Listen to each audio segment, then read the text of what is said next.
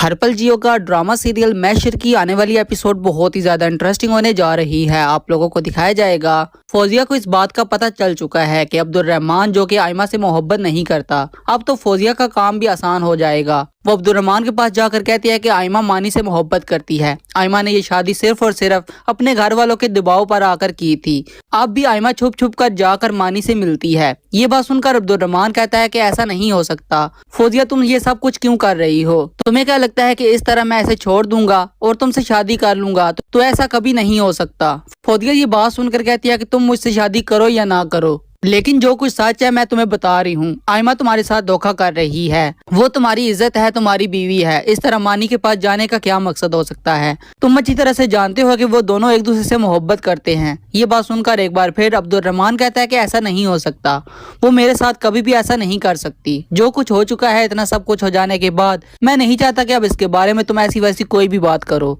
ये बात सुनकर एक बार फिर बड़े ही गुस्से से फौजिया कहती है कि तुम तो इसकी मोहब्बत में अंधे हो चुके हो, आंखें बंद करके इसकी हर बात पर यकीन कर रहे हो, लेकिन तुम्हें बहुत जल्द पता चल जाएगा वो धोखेबाज है। वो तुम्हारे साथ धोखा कर रही है। वो तुमसे मोहब्बत बिल्कुल भी नहीं करती। अगर वो तुमसे मोहब्बत करती होती ना तो इस तरह वो तुम्हारे साथ धोखा ना करती। दूसरी तरफ आप लोग ये भी देखने जा रहे हैं कि आयमा को इसकी माँ समझाने की कोशिश करती है कि अगर तुम अब्दुर्रहमान से ये रिश्ता खत्म करने की कोशिश करोगी तो तुम्हारे बाबा जीते जी मर जाएंगे। हम लोग किसी को मुंह दिखाने के काबिल नहीं रहेंगे। ये बात सुनकर आयमा कहती है कि अब्दुर्रहमान के साथ रहना मेरे लिए किसी अजियत से कम नहीं है। आप जानती हैं कि वो मुझसे मोहब्बत नहीं करता, वो मुझसे किसी किस्म का कोई ताल्लुक नहीं रखना चाहता। ये बात सुनकर सफिया कहती है कि जो भी है, लेकिन अब तुम्हें इसके साथ रहना होगा। जो कुछ हो चुका है, इतना सब कुछ हो जाने के बाद मैं नहीं चाहती कि अब ऐसी वैसी कोई भी बात हो। इतना सब कुछ हो जाने के बाद तुम मुझसे वादा करो कि तुम ऐसी कोई भी बात नहीं करोगी। आयमा कहती है कि आप नहीं जानती कि वो कितना खुदगर्ज इंसान है। वो मेरी जिंदगी को बर्बाद कर देना चाहता है